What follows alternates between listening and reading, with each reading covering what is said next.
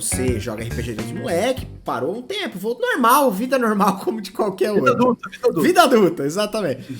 Porém, o quanto uma coisa é complementar ou auxiliar na outra, porque a narração, muitas vezes, imagino que assim, o lance de você tá narrando uma partida de League of Legends ou de StarCraft, muitas vezes passa um pouco por aquele viés da improvisação, passa um pouco por aquele viés de você ter que dar a dimensão ali pra, de repente, um cara que tá só escutando. Lógico que a maioria das pessoas estão assistindo, mas isso encosta um pouco ali naquela linha do RPG, não? E como que uma coisa complementa a outra, ajuda a outra? Você consegue enxergar essa coisa do RPG pra uma transmissão e, às vezes, coisas que você foi descobrindo na transmissão, que você foi trazendo pra mesas, conforme você foi jogando, ainda mais sendo ao vivo, né? Que é uma coisa... Cara, isso é uma pergunta que a galera faz. Vira e mexe me perguntam isso.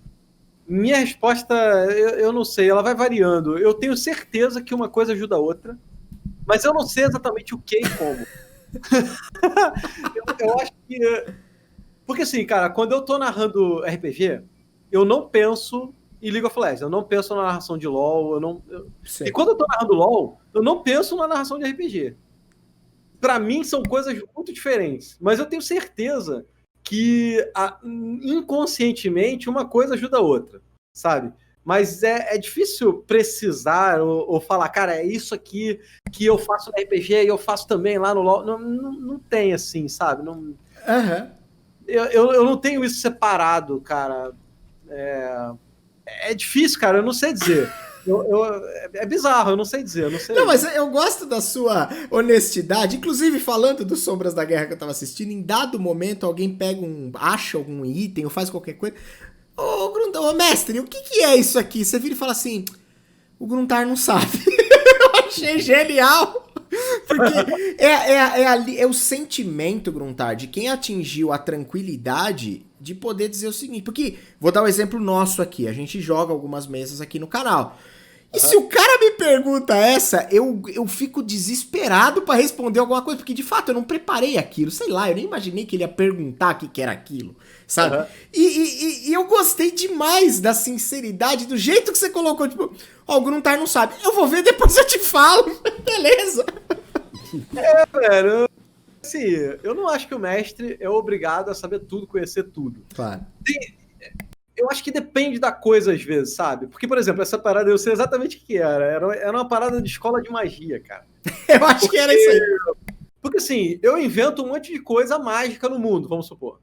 E eu sei que o D&D tem as escolas de magia separadinha lá, transmutação, abjuração e o caralho. E eu não tenho nunca muita certeza que cada coisa... Tipo, quando é ilusão, eu tenho a escola magia de ilusão, aí é fácil. Mas, porra, abjuração, transmutação e o cara... Porra, velho, eu não lembro, eu não sei direito. Qual é... Porque, assim, às vezes é uma parada que eu inventei da minha cabeça, que eu não faço ideia em qual escola aquilo vai se enquadrar. Vai se enquadrar, sabe? E aí eu falo mesmo, cara, ó, o Gruntar não sabe que porra de escola é essa aí não, o efeito é esse, eu vou ver depois, e aí a gente vê. Mas beleza, isso é um ponto. Outras coisas, eu acho que é importante o mestre dar uma miguelada. Por exemplo? Entendeu? Por exemplo, sei lá, você encontrou com um NPC. Às vezes aquele NPC é um bunda.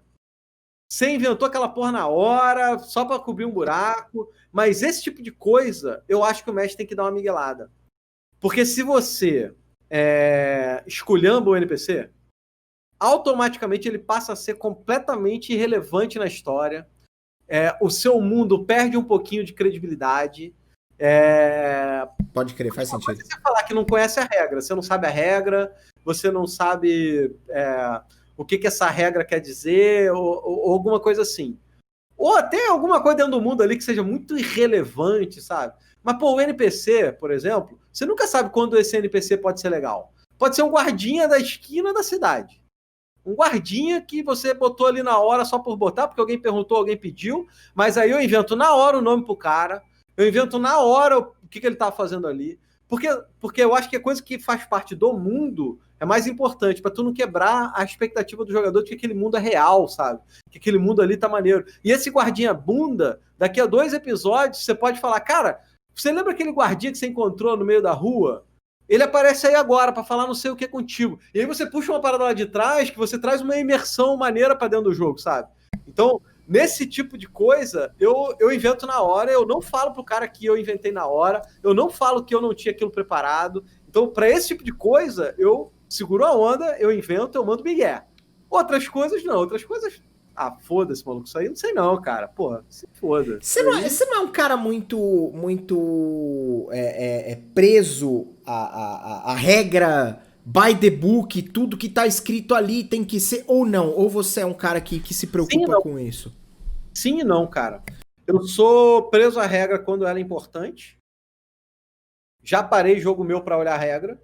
Tem gente que fala, nunca pare o jogo pra olhar a regra. Cara, tem hora que o maluco usa uma spell que eu preciso olhar exatamente o que tá escrito pra saber o que eu vou fazer. Claro. Eu paro o jogo pra olhar a regra. Eu tento não fazer isso demorar meia hora. Eu tento não fazer isso demorar 10 minutos. 10 minutos eu acho que é muito. Mas eu parar 2, 3 minutinhos ali pra olhar a regra e pra decidir alguma coisa, eu paro, cara, eu olho. Então tem coisa na regra que eu acho que é importante. Uhum. Agora, por exemplo, sei lá, mestre, quero derrubar a porta.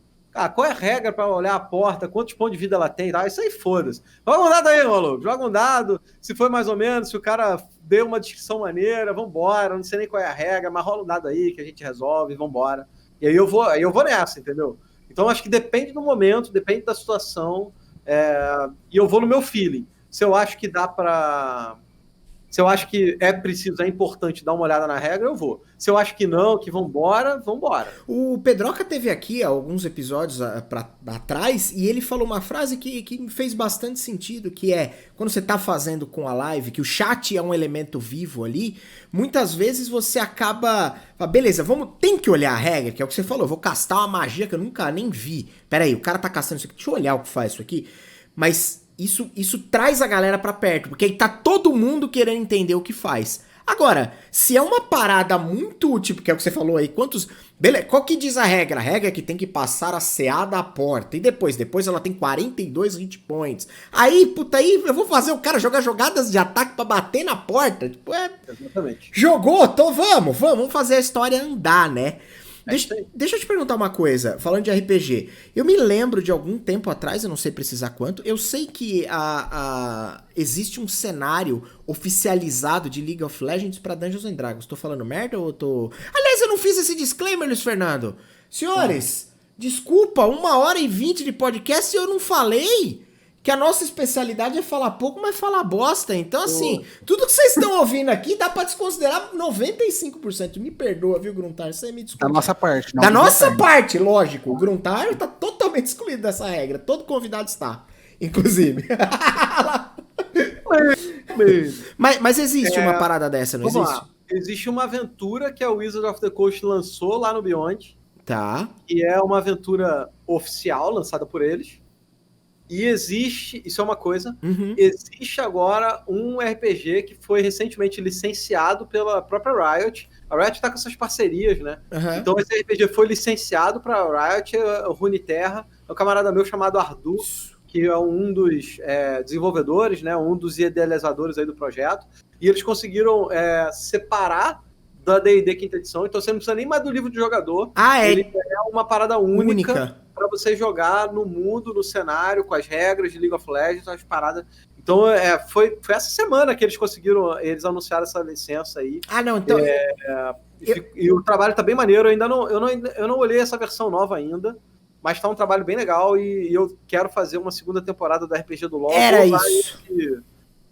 Eu quero muito fazer uma segunda temporada do RPG do LoL. Eu queria entender justamente porque na minha cabeça, como eu não tinha essa informação, e eu vi alguma coisa, eu deduzi, que é por isso que o disclaimer cabe aqui, de falar pouco, mas falar bosta, justamente que era esse sistema em específico. Mas o que eu ia te perguntar eu sei que a galera do League of Legends, o pessoal, gosta muito do lore, gosta muito da história, do que tem ali por trás. E eu sei que você fez um RPG baseado em League of Legends. E eu queria entender justamente isso, eu queria entender como que foi, da onde surgiu a ideia, dá pra deduzir, mas como é que foi, como é que rolou, como é que foi essa experiência de misturar essas duas paradas?